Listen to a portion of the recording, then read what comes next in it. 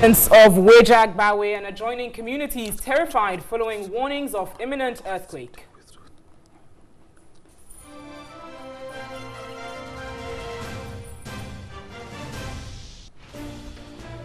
As Ghana joins the rest of the world to mark World Autism Day, we threw the spotlight on some persons living with autism. Also ahead this evening, police at Sege arrest 6 persons, including 2 females accused of terrorizing residents in the Adar West district.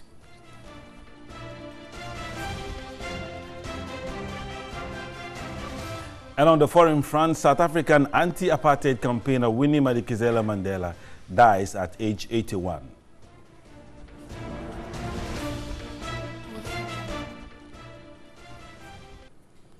Stay with us because we've got the details of these stories for you, including news from the world of sports, business and entertainment. We're streaming live all across the world on 3news.com and TV3 Ghana on Facebook.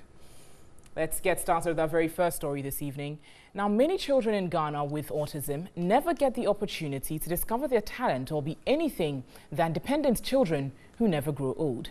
But the story of Jordan Papa Haizel is different. Wendy Laryea spent time with 13-year-old Jordan, who has love for technology and is an ardent sports fan.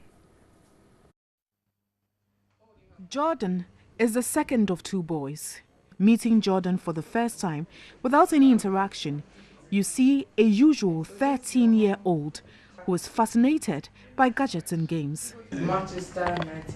He is also a sports fanatic, and his favorite team is Manchester United. But he is not your usual 13-year-old. Jordan is on the autism spectrum disorder. Jordan has been on the autism spectrum disorder since age 1.5. Though 13, his intellectual prowess is that of a 7-year-old. His age qualifies him to be in JHS 1.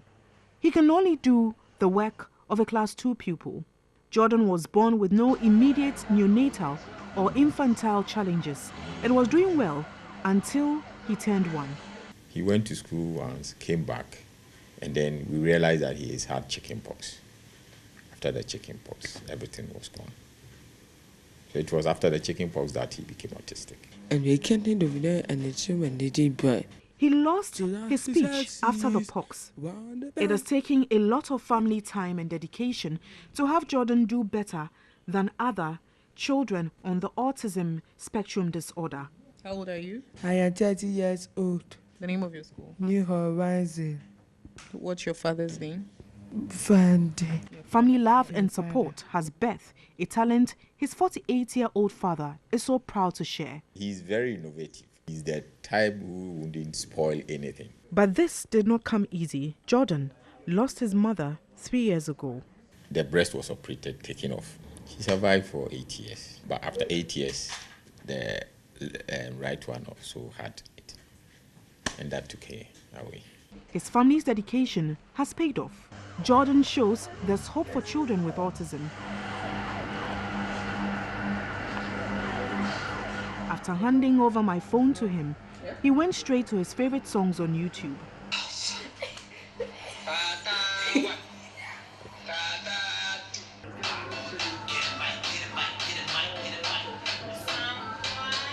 It took a little convincing to get it back. Jordan, I want to make a phone call. Good boy. Jordan loves to read and spells as well. A-P-P-L-E. Apples. Great. I asked his father, a chartered accountant, what he prays for Jordan to be in future. My little sister, who is in the US, is just preparing to come and pick him off and then continue with the electronic part. But for me, yes, that's his fault. So I don't think we will have to force him to go anywhere. His older brother, who's almost 15, Joel Haizel, says he loves his younger brother like any sibling would. Though Jordan is on the autism spectrum disorder and has intellectual disability, he shows much promise. The Sustainable Development Goals 4, 8, 10, 11 and 17 challenges all countries to provide equal opportunities for persons with disability. But will we achieve these goals knowing how the Ghanaian society regards persons with disability? Wendy Laryea, TV3. And let's talk about autism. And that was a talk about autism. Let's move to some other stories tonight. 13 years ago, Yoku Adenche was diagnosed with autistic spectrum disorder. For years, his parents lived in self-denial, praying and hoping for a divine intervention. Eventually, his mother had to give up a lucrative job to take care of him. As Ghana joins the rest of the world to mark World Autism Day, Jocelyn Wood spent some time with Yoku and has come through with this report. The birth of a child marks a new chapter in one's life and brings much excitement to the parents. Such was Mr. and Mrs. Adenchi's experience 15 years ago. But little did they know their joy would be cut short with a life-changing experience. At age 2, Yoku was non-verbal. That was when they started seeking medical assistance.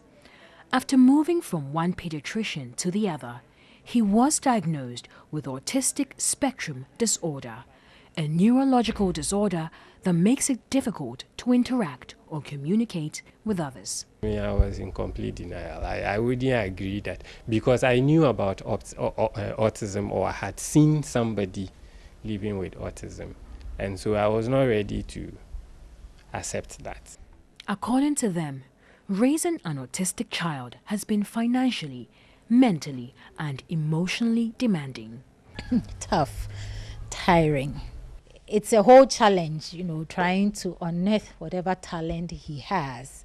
The facilities are not there. And they also entreated parents with special needs children not to hide for fear of stigmatization, but to seek support. Some get better, some grow to do certain things for themselves and they become a little bit more independent.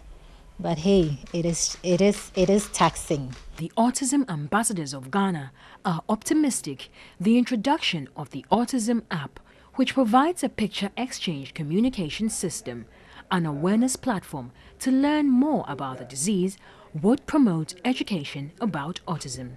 Is in line with the UN Sustainable Development Goal number 3, that is good health and well-being, number 4, which is quality education, and number 10, that is reduced inequalities.